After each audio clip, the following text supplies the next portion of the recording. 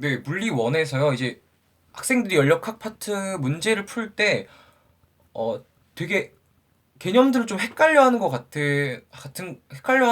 그래서 많은 학생들이 이제 뭐 이렇게 상황을 이해를 잘 못하고 그냥 오로지 공식만 먼저 써놓은 다음에 거기다가 문자를 뭐 때려 넣어서 그냥 막 풀다가 답을 딱 구하는 느낌이 정말 많이 들거든요. 그러니까 완벽하게 직관적으로 이해를 하지 못한 상황에서 문제를 푸는 경우가 너무 많아서 그리고 개념을 혼동하는 학생들이 너무 많아서 제가 그거를 설명해 드리려고 강의 영상을 찍습니다.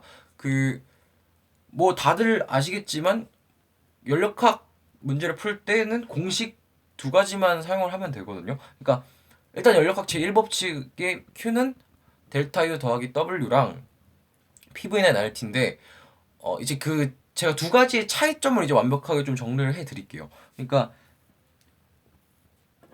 Q는 델타 U 더하기 W라는 공식과 PV는 NRT라는 공식 두 가지를 써서 연력학 문제를 푸는데 이 두 가지를 어떻게 적절하게 사용을 해야 되나라는 거를 명확하게 제가 구분을 지어 드릴게요. 일단 PV는 NRT는요.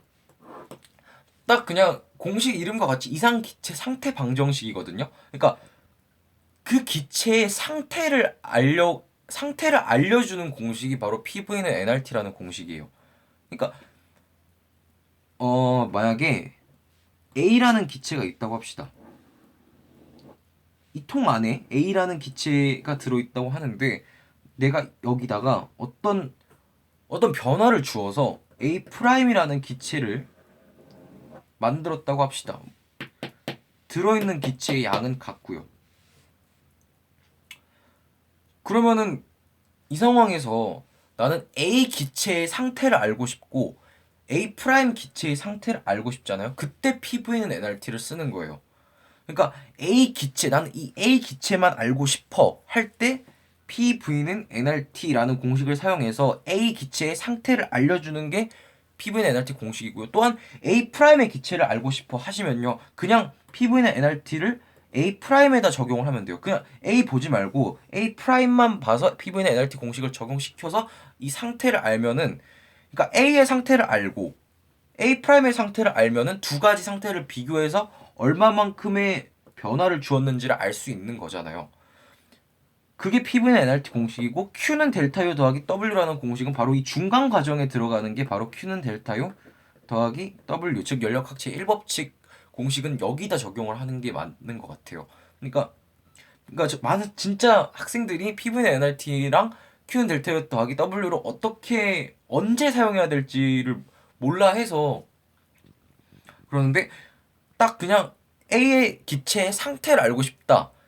단독으로 A 기체의 상태만 알고 싶다 하면은 PV는 NRT를 사용하는 거고요. A 프라임의 기체를 단독으로 그냥 상태를 알고 싶다 하면은 PV는 NRT를 또 따로 써서 구하는 거고요. 그 변화 과정에서 어떤 일이 있었나라고 비교를 할 때 Q는 델타 U 더하기 W를 쓰는 것입니다.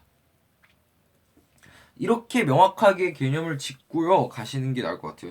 수능 특강 어 211쪽이고 순 3점 테스트고요. 1번입니다. 한번 예시를 제가 들어드리도록 할게요. A에서 B로 변하는데요. 옳은 거를 고르래요. 그러니까 나는 A 기체가 있고 B 기체가 있는데 A 기체에다가 어떤 상태 변화를 주었을 때 이게 B 기체로 변하는 거잖아요. 그러니까 그거를 잘 명확하게 이해를 하신 다음에 문제를 푸시는 게 나을 것 같아요. 일단 기호를 보시면 외부에 일을 한다고 했는데 A 기체에서 B 기체로 갈 때 부피의 변화는 없잖아요. 그러니까 일을 하려면은 뭐 이렇게 이동거리가 변화가 있어야 되는데 부피의 변화가 없으니까 외부에 일을 하지 않는 거죠. 즉 뭐 등적 과정이라고 하는데요. 그냥 부피의 변화가 없으니까 뭐 등적이기 때문에 기억은 틀렸고요. 그리고 니은이 이제 중요한데요. 제가 말씀드렸듯이 A와 B는 뭐 상태가 정말 다른 기체잖아요. 그러니까 PV는 NRT라는 공식을 A에도 적용시켜야 되고 또 B에도 한 번 더 적용시켜야 된다는 거죠. 그래서 A 기체에다가 A의 뭐 압력을 P라고 잡을게요, 그냥. 그리고 부피 V라고 잡으면 PV는 nRT라는 공식이 나오는데 어차피 물리 1에서는 거의 일정량의 문제가 대부분이니까 n은요.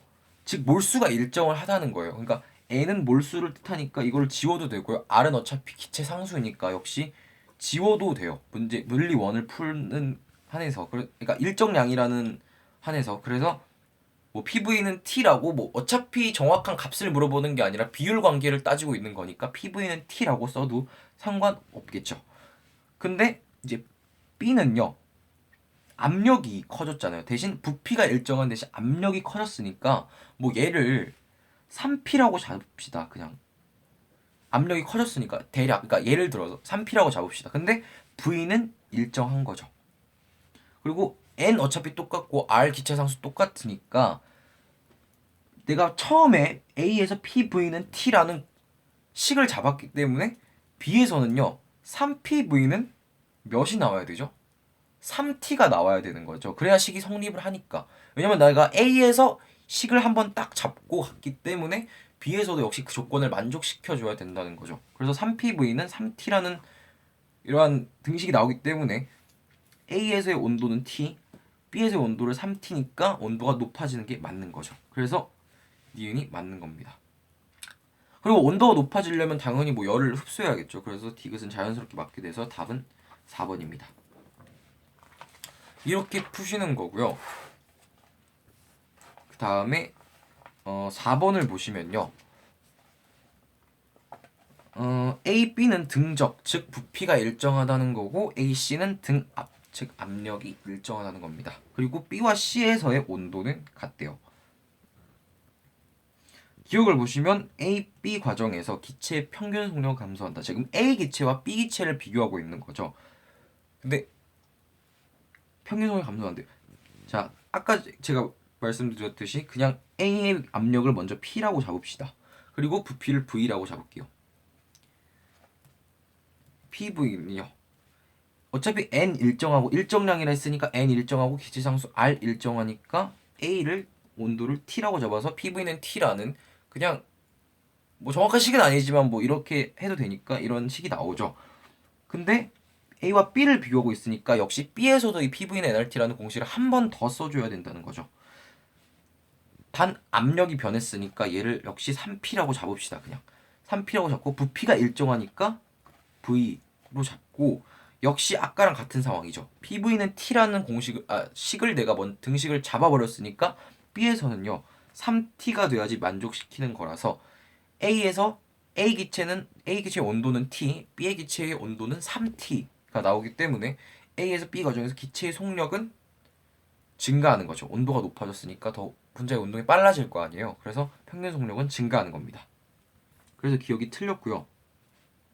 그리고 A부터 C 과정에서 기체 온도는 올라간다 라고 했는데 A부터 C는 등압이죠. 등압이기 때문에 대신 부피가 증가하잖아요. 그래서 얘를 뭐 3V라고 잡읍시다. 그냥 잡는 거예요. 3V라고 얘를 잡고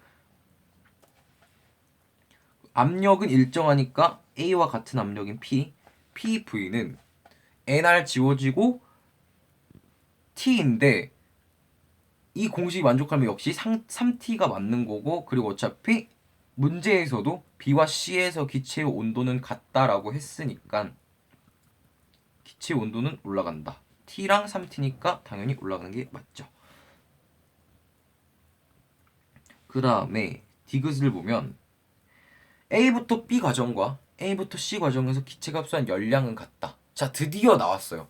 그러니까 거의 지금까지 모든 대부분의 문제를 PV는 nRT라는 공식을 이용해서 풀다가 이제 열량이라는 말이 나왔죠. PV는 nRT에서는 어디를 찾아봐도 열량이라는 문자를 기호를 찾을 수 없잖아요. 그렇기 때문에 이때 딱 흡수한 거니까 흡수하는 과정에서 과정을 물어보는 거니까 Q는 델타 U 더하기 W라는 공식 연력학 제1법칙을 쓰는 거죠. 그래서 A부터 B 과정과 A부터 C 과정에서 기체가 흡수한 열량 같다라고 물어봤는데요. T가 같죠. B와 C 지점에서. 그리고 A 기체랑 비교를 하는 거니까 온도 변화는 지금 T에서 3T, T에서 3T 둘 다 B, C가 같은 상황이죠. 근데 부피 변화가 다르잖아요. 즉 A부터 B는 부피 변화가 없기 때문에 등적 과정이죠. 그러니까 W는 P 델타 V라는 공식에서 델타 V가 0이니까 A부터 B는 W가 사라지는 거죠. A부터 B 과정에서는요. 왜냐면 등적, 즉 부피가 일정하니까 W는 P 델타 V에서 델타 V가 0이라서 W는 0이죠. 그래서 A부터 B 과정에서 Q는 델타 U라는 공식이 그냥 성립이 되는 거고요. 그리고 A부터 C 과정에서는 어차피 일정한 건 압력뿐이죠. 즉 Q는 델타 U 더하기 W에서 W는 P 델타 V인데 일정한 건 압력밖에 없으니까 P가 일정하게 되는 거죠. 그리고 델타 U에 관여하는 거는 온도뿐인데 온도 변화는 A부터 B, A부터 C가 일정하니까 델타 U는 둘이 같습니다. 즉 이렇게 지워주면요. 그러니까 A부터 C에서의 Q는 델타 U가 아직 남아있지만 A부터 B 과정은 완전 비교할 게 우리가 비교가 다 된 상태에서 이제 A부터 C는 델타 U가 남아 있으니까 얘의 열량이 더 큰 거겠죠. 그래서 A부터 C 과정에서 A부터 B 과정 둘 다 열량 흡수한 열량이 같은 게 아니라 다른 거죠. 즉 답은 2번입니다.